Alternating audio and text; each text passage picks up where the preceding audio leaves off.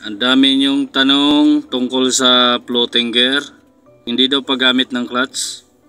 Ito na ang sagot ko sa inyo. Totoo lang, matagal ko nang gawa ng video to kaso sobrang busy talaga ako. So ito mga idol ang RPM natin. No? Doon sa mga nag-comment doon sa floating gear ko na starting clutch lang, then no clutching na hanggang pataas. So kahit sa pa-reduce mga idol ay ginagawa ko rin yan, no clutching. So ito mga idol, kung makikita nyo, i-on natin yung susi. Ayan. Kung makikita nyo meron kulay green dyan. Mula dito sa 12, 13, 14, 15, and then 16. Dito mga idol, dito ko nilalaro mga idol yung RPM. Dito ko nilalaro. Dito ko minamatch yung RPM. Kailangan paglampas mo dito sa 15, umabot ka ng 16. Pagdating mo dito, nakabunot ka na. Para pagbaba ng RPM mo, pumunta man siya ng 14, 13, ay nakapasok ka na ulit. Huwag mong hintayin na bumaba ka dito sa 12. Kasi pag bumaba ka na hanggang dito sa 11, 10, 9, ay kahit ika-clutch mo yan mga idol hanggang dito, kahit pababa, kahit i-clutch mo yan, pagka nasa high gear ka na, hindi mo na maipapasok yan. Kahit i-clutch mo yan, pustahan tayo kung maipasok mo yan. Kapag nasa high gear ka na, nandun ka na sa mga 9, albawa 6, 7, 8, tapos ang RPM mo is bumaba ng 10 pababa, kahit i-clutch mo yan, kahit i-double clutch mo yan, kahit anong clutch mo yan mga idol, makikipagpustahan ako sa inyo, hindi nyo maipapasok yan dyan. Kaya may tinatawag tayong revolution per minute. Yan, dito tayo magta-timing ng revolution matching natin. Ayun, RPM. Ibig sabihin ng RPM, revolution per minute. Ayan, yung mga kulay green na yan. Dito natin nilalaro yung revolution. RPM. Ang mapapansin nyo, binubumba natin pagdating dito para hindi tayo ma-delay sa RPM. Yan yun. Kahit magka-clutch ka, tatiming ka pa rin, titiplahin mo pa rin sa RPM para pumasok yung kambyada mo. Kasi pag hindi nyo mga ano yan, hindi nyo mai-timing dito yan, kahit mag-clutch kayo ay hindi nyo maipapasok. Kaya mapapansin nyo, kahit mag-clutch ka ay nagkakaroon ng garalgal. Krrrr, gumaganon. So, yan mga idol ang ibig sabihin ng RPM. So, floating gear, yon ginagamit dito. Dito nilalaro ang floating gear. Dito sa 15. Yun yan, no? Akyat mula dito sa baba. Bababa dito. Pasok ka na dito bago bumaba. Pasok. Nakapasok ka na, akyat ulit yan.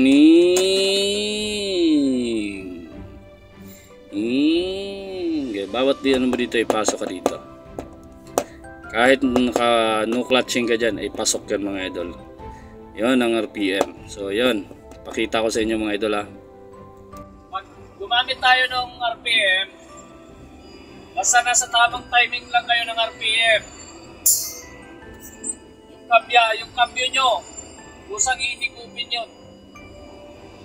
Kahit hindi kayo nagka-clutch, basta nasa timing kayo ng RPM. Pagbunot mo, kailangan bago bumaba ng 11, 10, kailangan nakatutok ka na. Ganyan lang yan. Kusa lang yan sa parang hinihigop lang. Mas malambot pa yan sa chicks nyo. Yan. Masisira lang ang transmission kapag ipinilit mo ang cambio na lalagapak sa transmission. Pag pinamita mo ng pwersa, pinilit mong ipasok at lumagargar ang transmission o lumagapak, yun masisira. Pero yung ganitong estilo, ginagawa ko na smoothie naman eh. Di halos walang tunog, walang sabit. Paano masisira yung cambio? Yan. Tingnan, kargado tayo. May karga ako ha. Ayan. Ang karga ko ay ano, ang karga ko ay puro tiles. Tingnan natin, 2 fingers, hindi natin nahawakan ng ganun. Hindi. 2 fingers, hindi na ganun lang. Then, ganun lang. Ano? Manood kayo. Paano masisira yung kambyado yan? Hindi naman pinipirsa. Ayan, hindi ako tatapak ng clutch. Ayan, ihahangin ko yung isang pago. 2 fingers.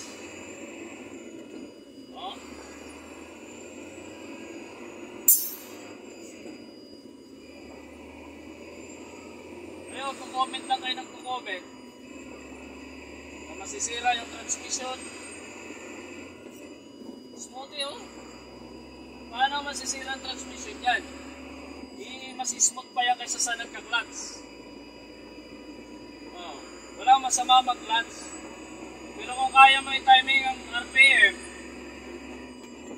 nang hindi ka gumagamit ng clutch, why not? Kung kaya mo i-timing ang RPM nang hindi ka gagamit ng clutch na walang kasabit-sabit, bakit hindi? Gusto nyo mag-reduce ako, yan yung mga request nyo na mag-reduce, gamitin daw ng reduce. Andyan tayo sa 10 gear. O sige, 10 gear, anong sunod niya? 9 gear. O bunot. RPM, pasok ng 9 gear.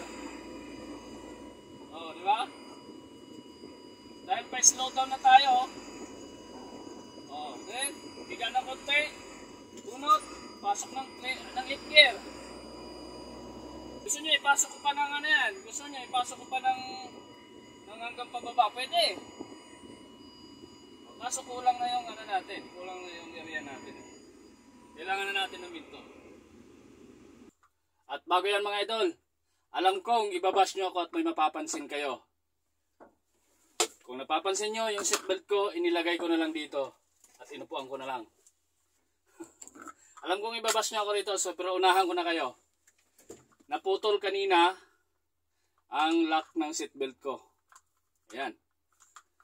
So para lang wag ako mahuli, alam mo na, diskarte natin yon para wag lang tayo masita na wala tayong seatbelt.